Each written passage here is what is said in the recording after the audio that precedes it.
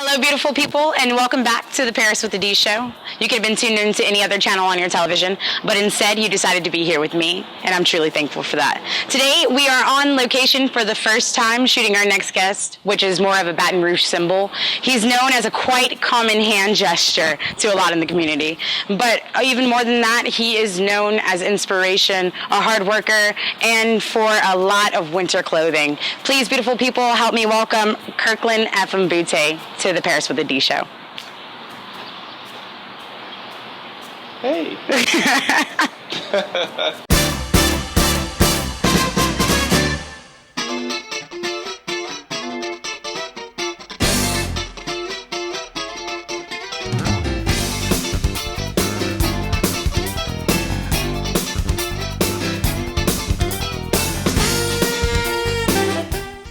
Hello, Kirk. Thank you so much for being back on the Paris with the D show.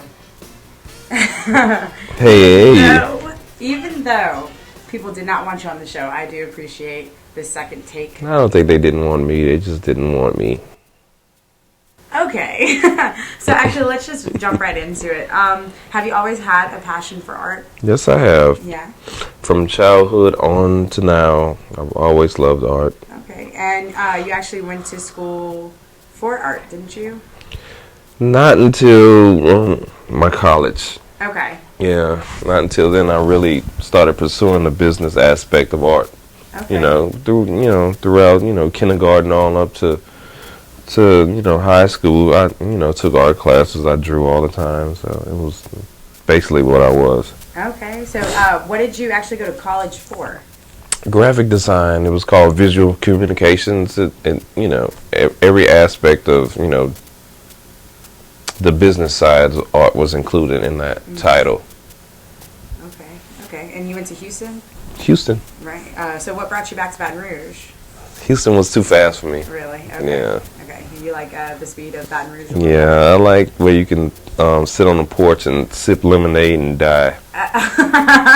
Slowly. Literally. Sorry, Baton Rouge. Okay. So, was some tattoo something you always wanted to do, or? No, I never thought I'd be doing tattoos. Okay. So, you went from graphic designing. How'd that go after you graduated? When I came back, it was kind of hard. The business field wasn't ready for like an open-minded artist. They wasn't ready for during that period of time, which was like the late '90s. They wasn't open-minded about tattoos or hairstyles or nothing like that. You had to fit a certain image if you wanted to be in that field. Okay, so you basically had to be a square. Yeah, and basically. You didn't fit that? No, I didn't fit the square. Okay. So, did you already have tattoos at that moment? I had a few tattoos, and more so the problem was dreadlocks. Oh, okay. Yeah, I had some dreads, and they wasn't too used to that. Okay. So when did the tables turn? When did you start tattooing? How did that come along? One day I was just at my mom's house and doing basically nothing. Nothing at all? Well, I was doing stuff, but it wasn't anything productive. Okay. It was basically waking up and eating and playing video games, probably watching some porn and repeat. Okay. Yeah, that was my routine. And then one day I was just walking down the hall and I heard a voice in my head and it said, "You need to be tattooing." And I was blown away because I never had that thought before. I like tattoos, but I never thought about actually doing them. So a voice just spoke to you? Yeah, a voice just spoke to me in the hallway. I'll never forget. Okay, and so tell me about the journey of tattooing. The voice came to you, then what? The voice came to me, and I did a little research. And my god sister at the time, she had a little bit of money, so she gave me some money to invest in myself, and I bought a kit from somewhere. It sat on my bed for like 2 weeks because I was scared to touch it. I thought it was going to electrocute me. I didn't know what to do with it at all, because at that point it wasn't, we didn't have as much information. Mm-hmm. We had the slow dial-up internet, so you really couldn't jump on the internet and find out stuff, and a lot of stuff wasn't on the internet at that time. So yeah, it sat on my bed for like 2 weeks, and then a guy I knew he was basically doing tattoos out the hood. He came over and he showed me how to work it. I started practicing on my friends. Oh no! So, how'd that go for you, tattooing your friends like that? It was definitely a journey. Yeah, it was a scary journey. But I had some good friends that helped me through that. Okay, so I'm hoping that you fix their tattoos once you Yeah, learned. I definitely promised them that, you know, once I got better, I would fix the old stuff that I probably ruined. So, from tattooing your friends, then what happened? Did you... I tattooed my friends. I was at my mom's house, and a lot of the neighborhood people caught on to me tattooing, and they started showing up, and then it became a problem. They started showing up in all times of the day. At your mother's house? Yeah, all times of yeah. the night, and she wasn't having that. So I had a friend that was working in a barber shop, and they had a little room. So I set up in that little room. But it was on a bad side of town, and a lot of people didn't want to come over there. Okay. So, but all this happened in the same year. And around October, I was riding around, and they had a building on Government Street that was open. So from the barbershop, I went into that building. From my mom's house to the barbershop to that building happened all in a year. And in October of 1998 is when I started the professional side of tattooing. Okay. Okay, so let's talk about the shop a little bit. How did you get the name Effum? I stole it from one of my friends. The truth comes out. Okay. Yeah, at first, I got with two other guys, and we came up with a name. And they wanted to call it Chemical City, you know, obvious. Baton Rouge got a lot of plants and stuff they wanted. So we rode with that name for a little while, and then, you know, they kind of started doing their own thing, and we went separate ways, and I was left alone with the shop. But I still ran it for a minute, and then one time one of my friends was in there, and he was like, man, if I had a shop, I would name it Effum. Like, fuck 'em. Wow. And I was like, okay. So I basically stole it from him. Okay. I heard you have an acronym for it, though. It's definitely an acronym. It's not, you know, it's not the obvious, you know, like what he wanted it to be. You know, I felt like it had to be, I don't know, if I was shooting for professional or, I don't know what I was shooting for at the time, but I made it an acronym, and it stands for Express Freedom for Unified Minds. Okay. Okay, very nice. So, the Effum that was on Government is pretty much a staple. Why were you pushed out of that neighborhood? We had been there for 15 years, and, you know, even if you didn't know the name of the shop, you knew the red building on Government Street. Right.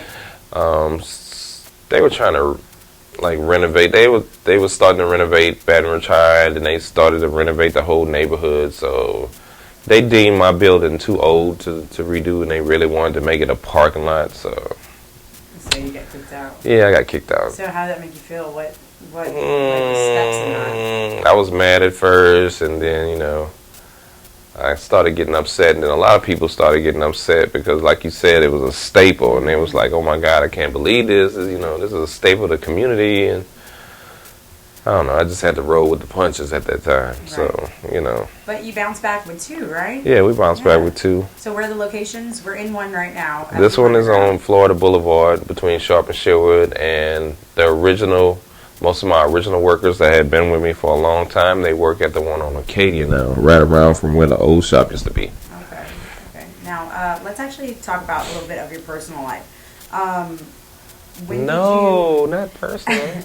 When did you realize you were more than a tattoo artist? You are basically an inspiration in Baton Rouge right now. It was definitely a journey, like everything is. It started with popularity, and then I started, as I got older, I started realizing that, popularity was one thing, and then purpose was another. So, I started swaying more toward the purpose side. The popularity I had, you can call them followers, or you can call them supporters, or whatever you want to call it. I had a lot of them. And I figure this with anybody that has that sort of influence over people, they should do more than, use them for profit or use them for, whatever. If you got that type of following and people are influenced by what you do and what you say and they listen to you, you need to do something for purpose if you have that sort of power. Right. So, slowly but surely I started, tapping into that, and seeing what they wanted from me and how they wanted, I already supplied them with tattoos and piercings and stuff, but I wanted to see what I could do more for them. Okay. So I started getting in touch with, my followers, and we started doing different things. And then, I really realized when I looked at it, I had to change my perspective from, okay, yeah, I'm a tattoo artist. I do tattoos. I do good tattoos. I do piercings, you know what I'm saying? And then when I started noticing, like, the majority of my supporters didn't have tattoos or piercings, I knew I had, went to another level. That line, right? Yeah, I knew I had crossed that line into something else. Right. So, do you believe that you're an inspiration to the Baton Rouge community at all? I don't know. I battle with that sometimes because, I try to be humble. Right. But I'm an outspoken individual, so it's hard to, like, balance those two. But, people say I'm an inspiration. I'll be I like, believe so, because every morning at what time is it? 9:30. 9:30. Yes, we get an inspirational quote from you every morning, and I'm just like, thank you. I needed that. Thank you. I appreciate that, and I know so many other people have too. So actually, going with the inspirational side of you, you actually started a movement. It's called the. Can you tell me about it? The More Love, Less Violence? More Love, Less Violence. It came about a couple of years ago when, it just too much stuff was happening. You know what I'm saying? Like, I'm born in the 70s. I grew up in the 80s and the 90s, and a lot of things have changed since then. You know what I'm saying? I try to sit back and look at it as maybe, maybe it had been going on the whole time, and I just couldn't see it. Right. But I definitely sense a change in the community and stuff like that. So we need to implement, just like it says, it's a lot of violence, and we need to implement more love back like it was, you know what I'm saying? Neighborhoods aren't like they are anymore. Families aren't like they are anymore. So I think the main point of that is the lack of love. Yeah. So that's what I wanted to do. And when it came to me, I was like, yeah. A lot of stuff was going on. Maybe the Zimmerman situation, Trayvon Martin had happened, and a lot of people was looking around like, what we gonna do? You know what I'm saying? It's out of control. And they look into all these, they look into like people like Jesse Jackson and stuff like that. That's kind of outdated. Right. You know what I'm saying? Right. And that. They can only do so much, and it has to be that type of individual in the community, in the neighborhood, in the city, in the state, you know what I'm saying? So I was like, yeah, I need to say something. So there it is. So, okay, when you're not in your regular clothes. My regular clothes? Your jeans, come on now. When I came in here the first time, you were in a onesie. This happens more often than not. Am I correct? Yeah, I love onesies. So how did this revolution start, the onesie revolution? Somebody, I saw it. It was like one of those snuggy zip-up onesies. I don't know. I forgot what it was called. And I saw it on TV, and I was like, I want one of those. Somebody bought me one. I put it on, and I was like, wow, this is fantastic. I never want to take it off. And that whole day I kept it on. I was like, fuck it. I'm about to go to the store in this. I'm about to go. I went everywhere in that thing. And, it became a little, how, the times with social media, it became like a little viral thing. Oh, yes. Very viral. Like, this boy is walking around with a onesie on in Baton Rouge. It was all over the place. And I was like, yeah, let's, if I can do it, you do it too. Go buy you one. And, Right. And it really became a revolution. Yeah, it became a revolution. But after the revolution happened, you actually started a party with it. What did that go into? Same thing. with popularity into purpose. You know what I'm saying? I seen it being popular. A lot of people would, they would throw it on their onesies, and I was shouting them out on social media, and we was having fun with it. Right. And then, in my mind, I'm like, what else can I do with it? So I decided to throw a party where everybody, for Christmas, they donated toys or clothes or something that a needy family might need. But you had to wear a onesie doing it. You know what I'm saying? So, right. So how many years has it been since you've thrown this onesie? This year would be the third time. The third time. And it's usually during the winter, right? Because it's too hot in Louisiana. Yeah, I try to. First, I did it around my birthday, which is in November, just because I just wanted to wear a onesie for my birthday. So me and my cousin and my son, we put on a onesie and we ran around the mall. And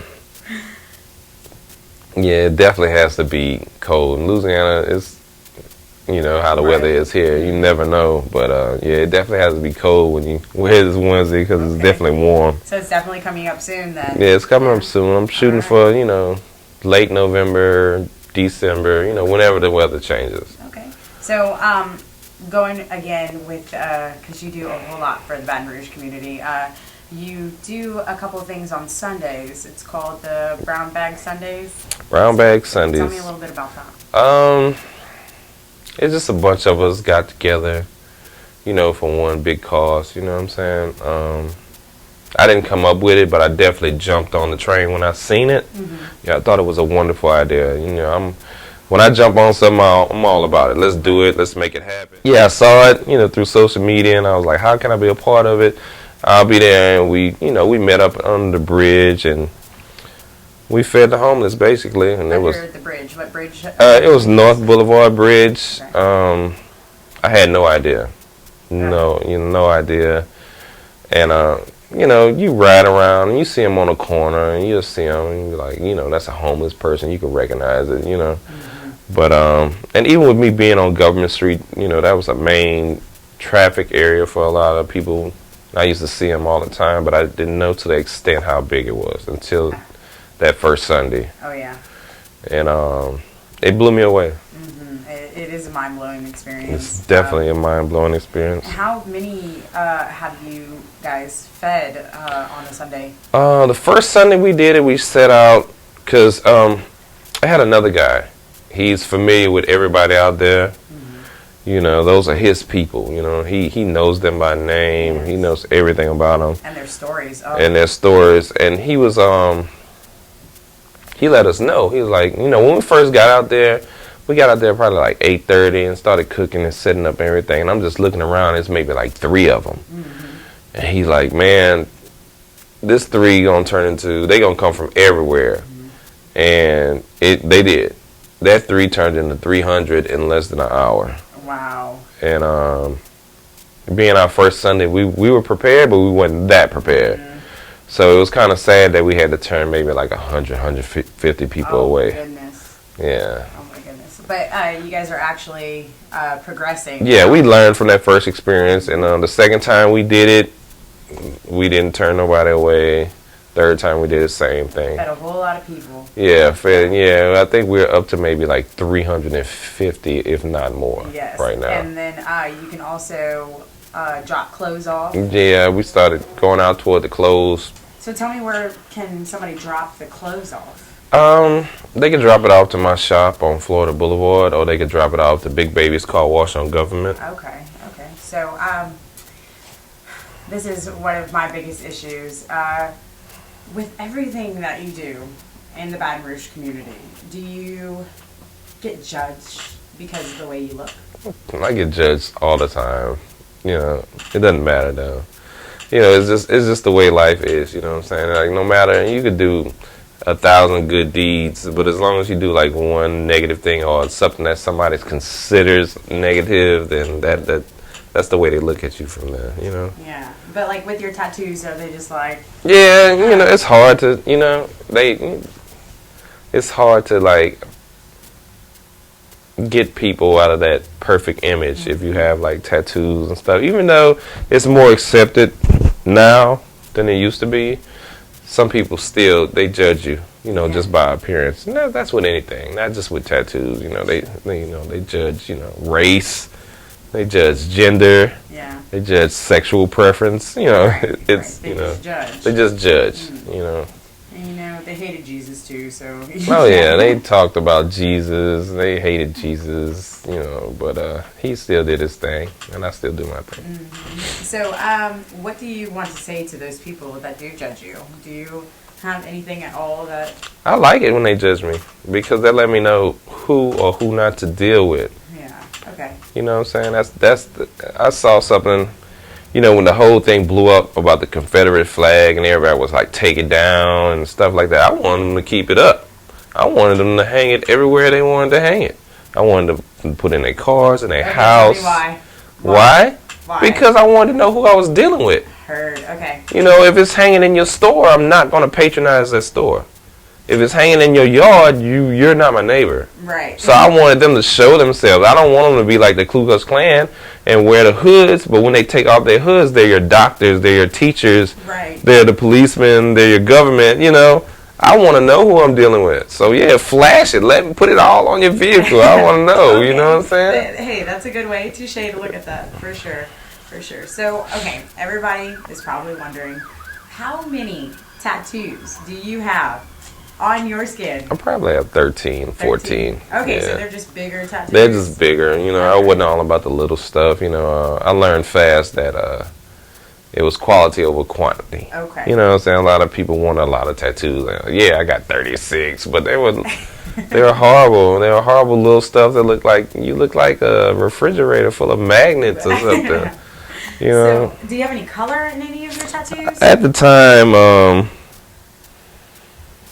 back in the 90s, they wasn't really offering a lot of color to dark-skinned people. You know, even though I'm fair-skinned, you know, I was still considered in that, you know, in that little, in that spectrum. You know, they didn't really. I mean, if you wanted color, they would probably throw like red and green in there or whatever. But other than that, at that time, you know, they wasn't offering all the spectrums. At that time, it wasn't available for what quote unquote dark skinned people. You know, African Americans, Mexicans. You know, anybody with any skin tone. The whole spectrum of color wasn't available. They'll give you red, green, whatever. But other than that, they wasn't trying to do nothing past that. Okay, so you actually have basically a tattoo evolution when it came to your work, right? Yeah. So, what was your first evolution, basically? Like during that period of time, when I started tattooing, you know, and I saw what was going on with, you know, people of color. Everything wasn't available, and they'll point you at a book and be like, pick what you want, and they'll throw it on your skin or whatever. So I wanted to make it, you know, I wanted to make it equal. You know, I was used to seeing all the fantastic tattoos in the magazines and stuff like that, and I wanted the same for my people. You know, basically, I wanted them to have the same TVs they saw the same tattoos they saw on TV and in the magazines, all that stuff. So I started out doing a lot of custom tattoos. You know, I would hand draw everything for them. And then when I started getting to the color aspect, I started, you know, the people used to come to me, I want color. You know, I'll be like, yeah, you can get more than just red and green. Let's throw some purple in there. Let's throw some, you know, orange and stuff like that. And it was like, well, the shop down the street told me I couldn't get that. And then, you know, I was always busting this myth. You know what I'm saying? You know, anytime they thought they couldn't do something, I always did it for them. So that it grew. Okay. So where's your art at now? My art is on I don't even know. No? It's the level that is on now. I can't even describe it because at this point I like to connect with the customer. You know, I like to hear their ideas and join it with my ideas and try to make them something original. Right. You know, I'll try to give them something that they won't regret in like 5-10 years. Right. So that's the point I'm at now. Okay. Okay. Well, thank you so much for being on the show. I do appreciate it. The second time around, people. Second time around is always the better. All right. And if you guys have any clothing at all that you can give to Brown Bag Sundays, drop it off at Effum on North Acadian and Florida. And thank you so much for your time today. For the second time. Thank you. Thank you, Kirk, so much for being on the Paris with the D show today, and thank you for all that you do in the community. And thank you, beautiful people, for watching the Paris with the D show today. Don't forget to check out Kirk and his crew at Effum Bodyworks on North Acadian and Effum Underground on Florida Boulevard for any of your artistic needs. And if you have any feedback for the Paris with the D show, you can hashtag and follow the Paris with the D show on Twitter and Instagram. And until next time, beautiful people, stay true.